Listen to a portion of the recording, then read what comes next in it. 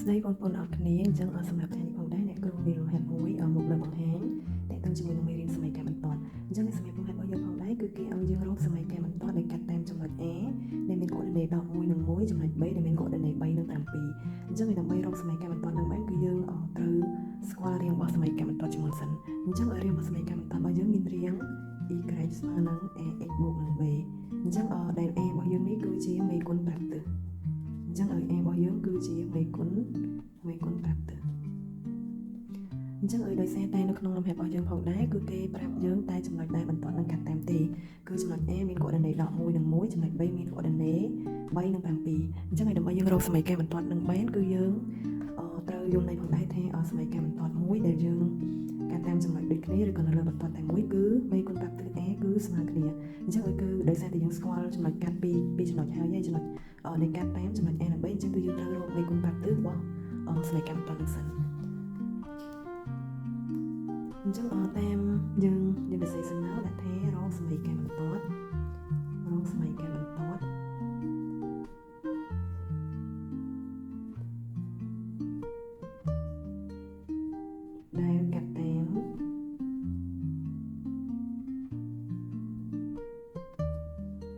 ដែលកាត់តាមចំណុច A មានកូដិនេ11និង1ចំណុច B កូដិនេ3និង7អញ្ចឹងឲ្យយើងដាក់មកថាមេគុណប្រាប់ទិស A មេគុណប្រាប់ទិសអញ្ចឹងសម្រាប់មេគុណប្រាប់ទិសផងដែររូបមន្តគឺស្មើនឹង A ស្មើនឹងបម្រែបំរួលទៅលើ A អូដិនេឲ្យខាងយើងយកខាងចុងនេះដកខាងដើមមកអញ្ចឹងy b ដក y a លើ fc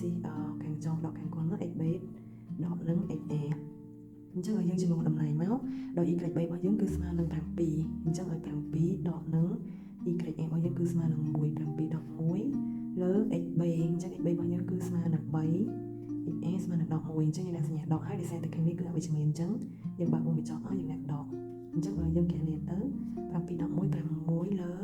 អញ្ចឹងដោយសារកន្លែងនេះដកហើយប៉ះជាមួយនឹងដកអញ្ចឹងដកនឹងដកចេញបូកអញ្ចឹងយើងបាន3បូក1ស្មើនឹង4អញ្ចឹងឲ្យយើងសម្រួលនឹង2ទៅយើងបាន3លើ2អញ្ចឹងឲ្យយើងស្គាល់មេគុណប្រាប់ទិសរបស់សម័យកាលបន្ទាត់ហើយអញ្ចឹងដែលយើងនៅសល់គឺនៅសល់តម្លៃ b អញ្ចឹងដើម្បីយើងរក b នេះបានដោយសារតែសម័យកាលបន្ទាត់របស់យើងកាលណាកាត់តាមចំណុច a ផងឬក៏ b ផងអញ្ចឹងយើងយកតែមួយមកយើងដាក់ថាដោយសម័យកាលបន្ទាត់យើងដាក់ដោយសម័យកាលបន្ទាត់មានរាងសិនណាមានរាង y ស្មើនឹង ax បូក b កាត់តាមកូដិនេចំណុចកាត់តាមចំណុច a ស្មើនឹង11និង1អញ្ចឹងឲ្យយើងបាននេះអញ្ចឹងដោយសារតែ a ខាងនេះគឺខាងដើមគឺឲ្យ fc អញ្ចឹង fc គឺតម្លៃ x អញ្ចឹងកន្លែងនេះគឺតម្លៃ x កន្លែងខាងនេះគឺតម្លៃ y អញ្ចឹងយើងយកចំនួនក្នុងនេះមកអញ្ចឹងយើងបាន y គឺស្មើនឹង1ស្មើនឹង a របស់យើងចំនួនហើយក៏បានដែរ3លើ 2x បូកនឹង b កន្លែងនេះយើងគុណតម្លៃ x ហើយមកតែគុណនេះវិញអញ្ចឹងយើងដាក់សាមុំទៀតមក1ស្មើនឹង3លើ2គុណនឹងដោយសារ x របស់យើងគឺស្មើនឹង11បូកនឹង b អញ្ចឹងពេលដែលយើងទាញរូប b ទៅនាំឲ្យ b ស្មើនឹងកន្លែងនេះយើងគុណទៅវាបាន13លើ2អញ្ចឹងយើងបោះមកទី1មកយើងបាន1ដោយសារកន្លែងសញ្ញានេះដកអញ្ចឹងយើងលើកមកខាងនេះបានបូកអញ្ចឹងឲ្យបូក3លើ2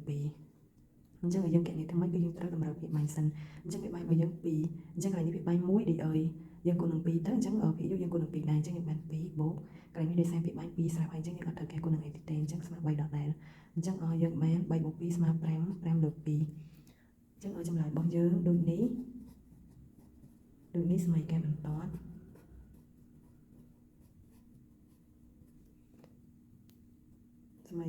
ត់y ស្មើនឹង a របស់យើងរកឃើញ a របស់យើងគឺ3លើ 2x បូកនឹងb របស់យើងគឺ5លើ2អញ្ចឹងបូក5លើ2អញ្ចឹងចម្លើយរបស់យើងគឺស្មើនឹងប៉ុណ្ណឹង